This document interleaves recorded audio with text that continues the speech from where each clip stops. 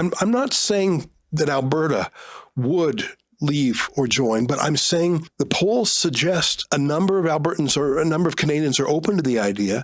The day has come for Donald Trump's inauguration, and with that, we've got Danielle Smith down in America. She breaks her silence with an interview on Rebel News. First off, we got some polling data here from a couple days ago from Abacus Data, and as it says here, despite the Liberals basically dumping Trudeau, their numbers haven't changed. Still a massive lead for the Conservatives. Call an election. Next up, we got Mark Carney here saying, I've admired Melanie Joly since I read her book, Changer La Blah Blah Blah. Your leadership and contributions are essential in Quebec. These two just pumping each other's tire. Basically, Melanie Joly came out and endorsed Mark Carney. And we've got Mark Carney here hanging out with some of his friends. I'm seeing a lot of turbans. And we've got a different angle now. So from Chrystia Freeland's disastrous leadership reveal, this is one of the really nutty Palestinian protesters here.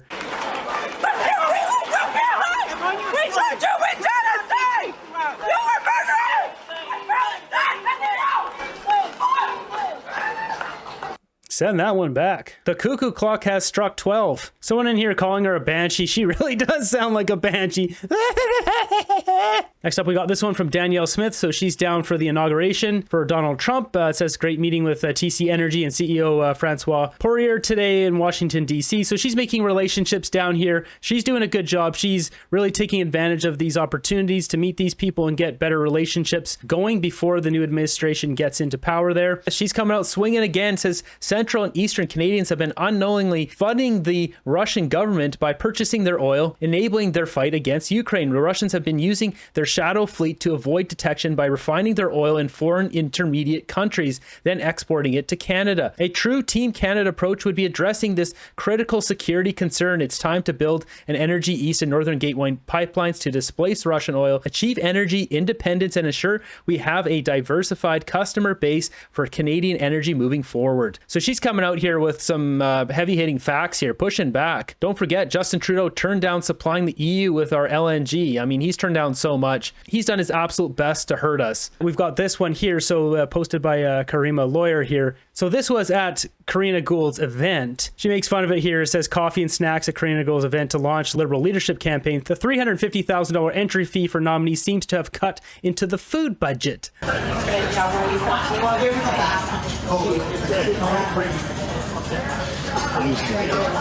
That is all the food for all the people to show up. That's right, everyone maybe can get one cookie.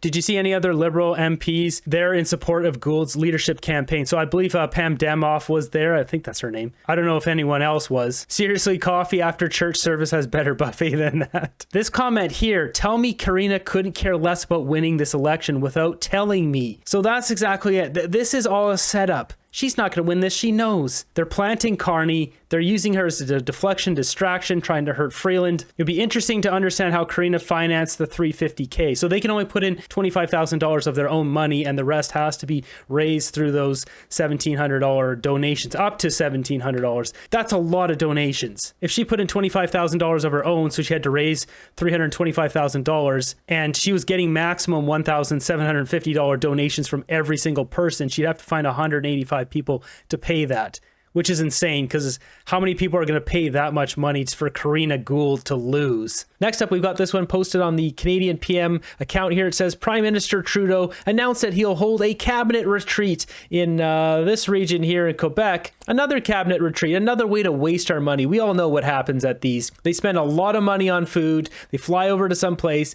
They wine and they dine and they don't do anything but waste our money and come up with no solutions for us. Thanks for nothing. As this guy said, what a joke. Why the heck should taxpayers pay for this farce? Why? This lame duck PM has not spoken to Canadians in a month, not once. A bunch of U.S. interviews on U.S. cable service outlets, but not Canada. He even canceled all his year-end interviews on Canadian TV outlets. Now he's off to hide in the backwoods of Quebec for a couple of days. Yeah, this is disgraceful. We've got Danielle Smith here breaking her silence with Ezra Levant, Rebel News. He asks her some great questions here. This one is about Justin Trudeau and Stephen Guilbeault and their dark side with the carbon tax relating to Alberta's oil. Let me ask you about Justin Trudeau and Stephen Guilbeault. I have two thoughts about them. One is that they've always been opposed to the oil patch, and they've tried to ban tankers, tried to ban pipelines, tried to use the carbon tax. It's almost as if they're delighted with the prospect of making the oil patch this sacrifice industry. They can do it in the name of saving Canada from Trump, but it's actually been their secret plan all along, that they've always hated the oil patch, and that's why they just happen to come upon it as the sacrifice zone. Again, I don't want to look too much into motive, but these guys have expressed their motives for years. Am I being too dark here?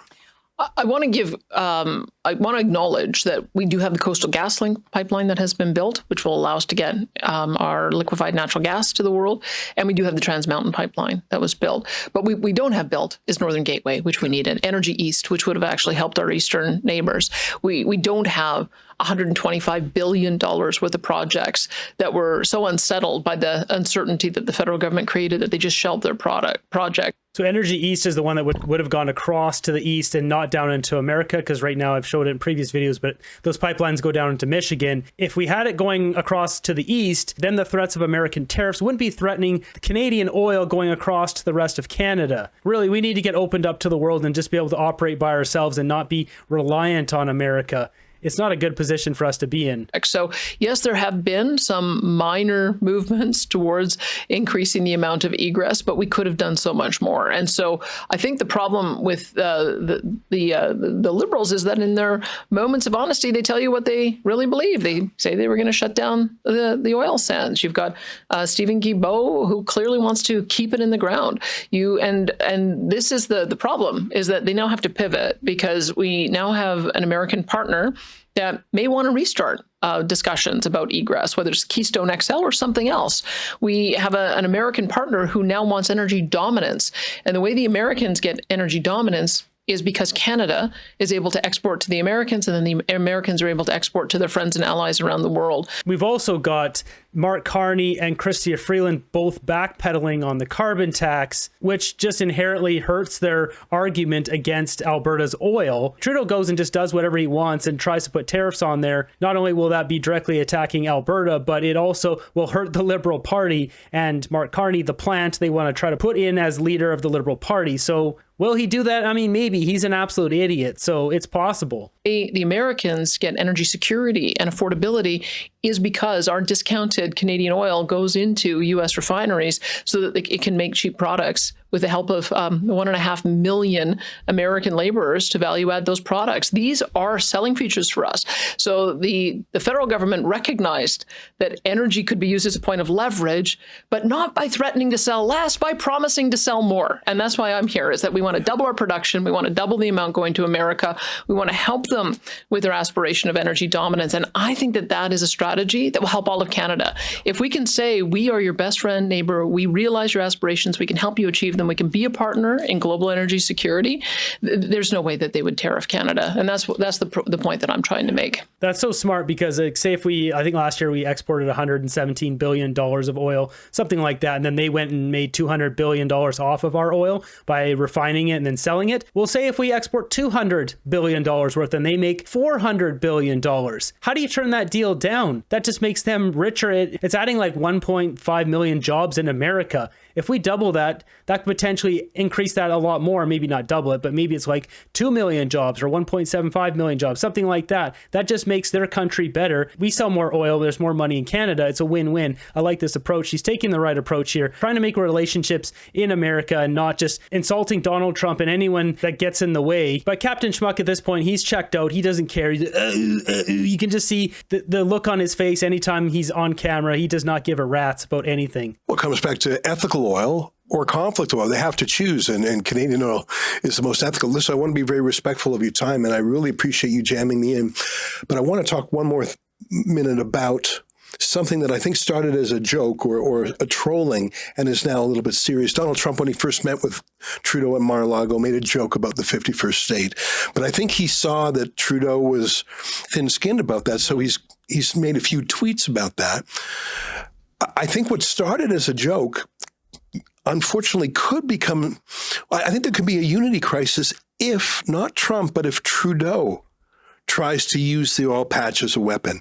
And I think that he could drive Alberta away from Canada And for the first time ever, I think you have an American who's willing to pull. So you've got Trudeau pushing and the Americans pulling. I'm not saying that Alberta would leave or join, but I'm saying the polls suggest that a number of Albertans or a number of Canadians are open to the idea. And if Trudeau went full national energy program, I think you could have an actual unity crisis as bad as Quebec separatism. And I think it would be as much Trudeau pushing as Trump pulling. What do you think about that? I'm not disagreeing with you. That's why I keep telling them to knock it off. Stop talking about putting export tariffs, Ottawa export tariffs on Canadian energy. I mean, I can do the math along with anyone else. You take $150 billion worth of exports, slap on a 25% tariff, you're now looking at, $40-50 billion worth of revenues that would go to Ottawa to be distributed to every other province except for the province it generated in. That sounds like an equalization program to me, and it sounds a heck of a lot like a national energy program that his dad put in. And we know the devastation that caused. Unemployment rose to 12.5%. People lost houses, people lost jobs, people lost their lives. That's one of the things I don't think that this government realizes, and this particular prime minister realizes, about how devastating the national energy program was to the psyche of Alberta. And he's playing with fire when he talks about that. I mean, it's one thing if there's a tariff on American orange juice and we all have to pay more for our orange juice. That's, I think, a price we're all willing to pay. This is crazy. She's calling out Trudeau's dad for basically ending people's lives, mental anguish and misery. She's going full scorched earth. She's not holding back. She's like, let's just do it. Trudeau wants to do this. Let's do this. So, esprit de corps, we're all in this together. If we have to do some countervailing tariffs, fair enough. But you can't single out a single province and a single industry and demonize it and victimize it this way without having a reaction. And I think he's really playing with fire. It's why I didn't sign the communique. I'm just not prepared to agree to anything that is going to damage Alberta jobs, Alberta economy, and our very important vital relationship with the United States. And I think that he's being very cavalier if he thinks that he can press those buttons and it won't have consequences. It's very irresponsible. But this is part of the reason I've called for an election. It's because we have a prime minister who doesn't have a mandate.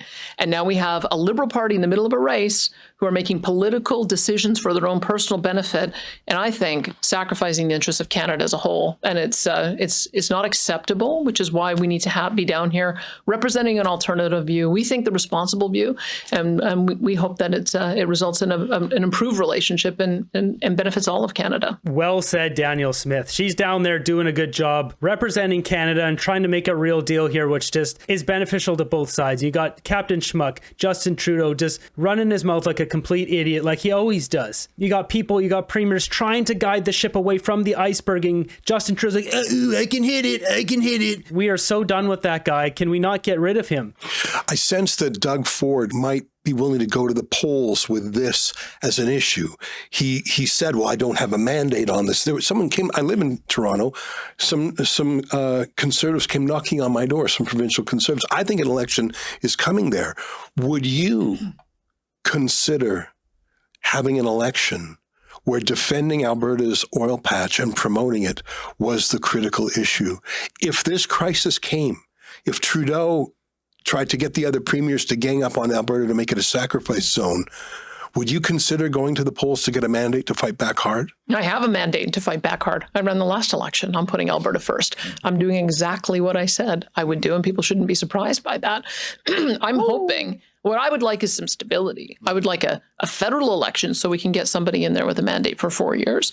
Other premiers are closer to an election than I am, but this is very dangerous to torch a 100+ year relationship for a personal political benefit of a matter of a couple of weeks or a couple of months. We're just not prepared to do that. We're building the relationship now. We know that this is a relationship that is going to last not just the 4 years of the Trump administration mandate, but beyond that. And we want to make sure that we have those relationships on both sides of the aisle, which is why we're taking a diplomatic approach, not a political one.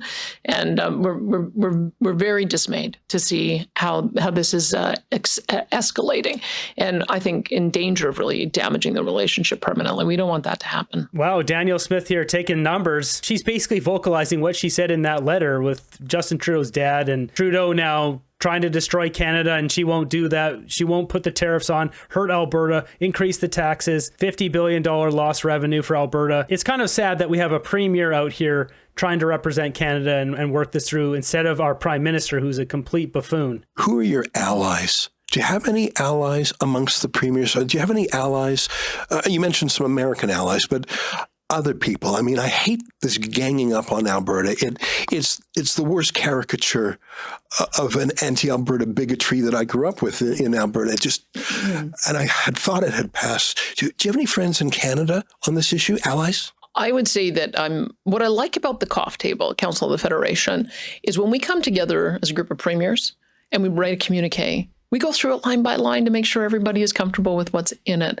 We make accommodations for each other because when we go out with a statement, we want to make sure that everybody is in agreement on it. That didn't happen with the First Minister's meeting. And I think that's probably a reflection of Justin Trudeau's style. He didn't care that I wasn't in agreement, and he didn't try to find language where we would be in agreement. I think we have a lot. Yeah, Trudeau doesn't care about anyone but himself. Silver spoon losers got to go. You got to think Trudeau is sitting there day by day making his $1,500 a day or whatever he's making, not thinking about Canada, not thinking about our future or how to make the country better. He's lining up what he's going to do next. Is it some feminist organization? Is it a job at the UN? What is he lining up? Because he's given out so much of our money to gender equality and all this stuff, which lines up with the UN agenda. Has he been buttering up the UN this entire time for a job over there where he has more power? Just like the other day, he was at a high school. He was also at that manufacturing plant, running around high-fiving people. He loves that rock star life, even though that clearly looks staged. I can only imagine he wants some role where he can be on some sort of global stage so he can feel like a hotshot. His arrogance and his narcissism demands it. The fact that he didn't care about what Danielle Smith was saying, I mean, that plays into exactly who Trudeau is. He only cares about himself. He always has. I think we have a lot of common ground. I think that when I'm out and talking about how we defend Canada, I can talk just as well about the germanium, which is a critical mineral from British Columbia, and gallium, which is a critical mineral from Quebec. I can talk about nuclear in Saskatchewan, and I can talk about how we've got critical minerals in our northern territories, how the agri-food industry is integrated, and we can talk about all of the ways in which we can benefit.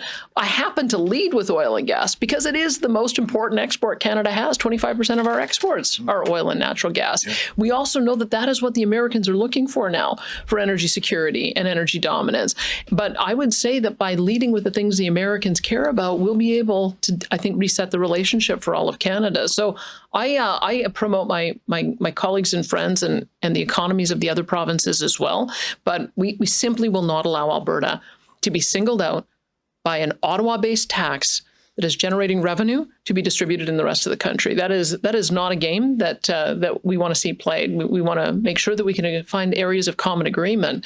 But let's just wait and see what happens. I mean, that would be unreal if Trudeau puts on a 25% tariff, takes that money, and then doesn't give it back to Alberta, even though that's where the money came from. But knowing Captain Schmuck, that is what he would do because he's that nasty of a man. Are we even going to have tariffs?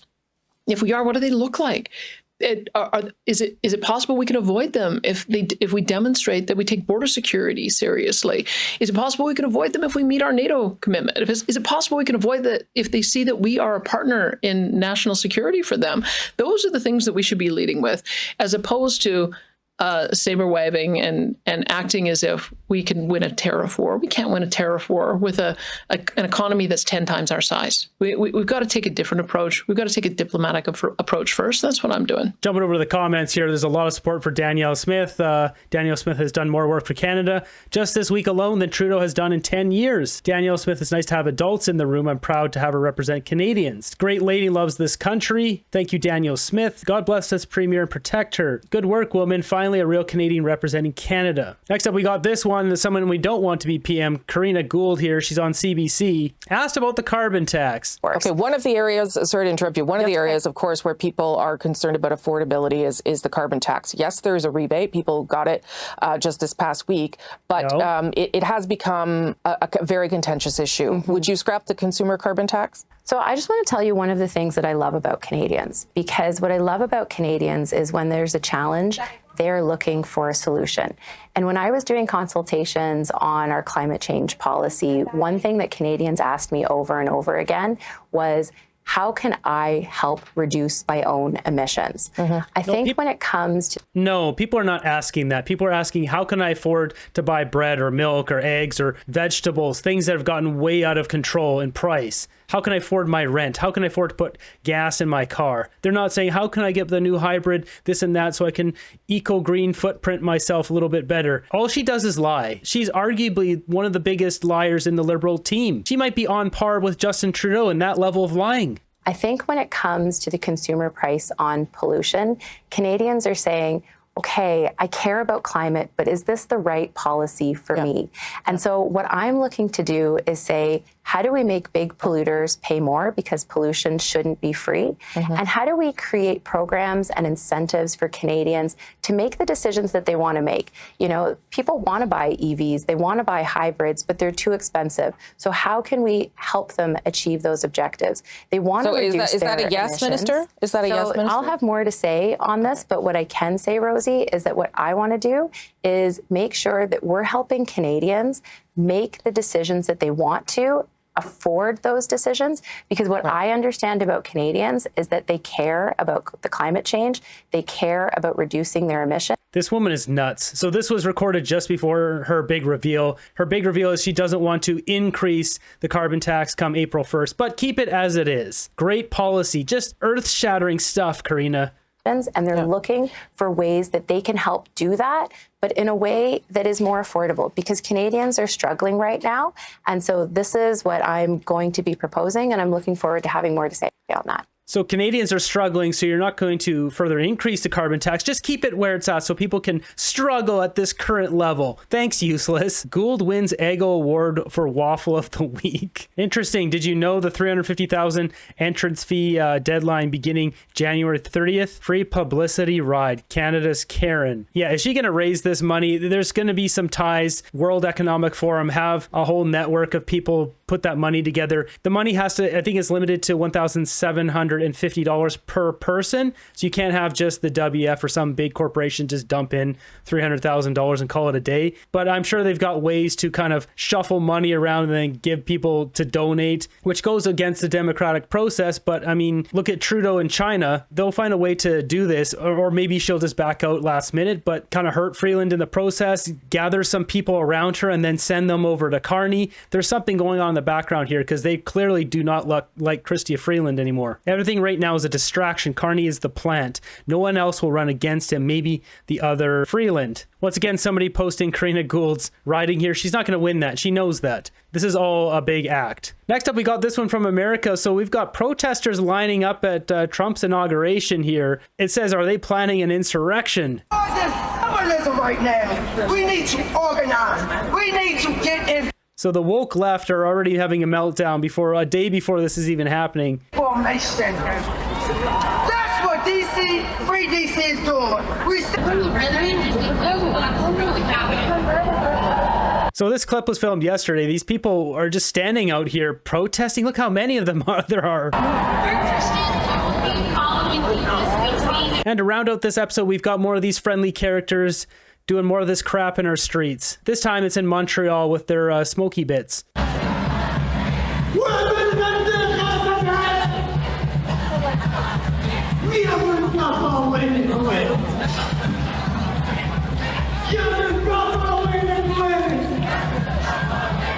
Enjoy your victory lap. You don't have much time left. Why is he hiding his face? Good question. Probably because he's breaking the law. I thought they were protesting for a ceasefire. This is definitely shameful for the police to allow this going on outside a church. Well, they don't care about Canadians. They've never cared. They enjoy all the benefits of Canada, but they crap on the people who have welcomed them into this paradise from the disaster they came from. What does teal smoke mean? Is it a transgender reveal? Well, there you have it. Danielle Smith really speaking for Canadians here, trying her best to diffuse this situation by herself. Maybe she does it. It's quite possible. She's got a strong approach saying, hey, let's double our exports. You guys can make a lot more money. It's a win-win. I think this is a real winner here. This has a chance. The question is now, what is going to happen today with Donald Trump?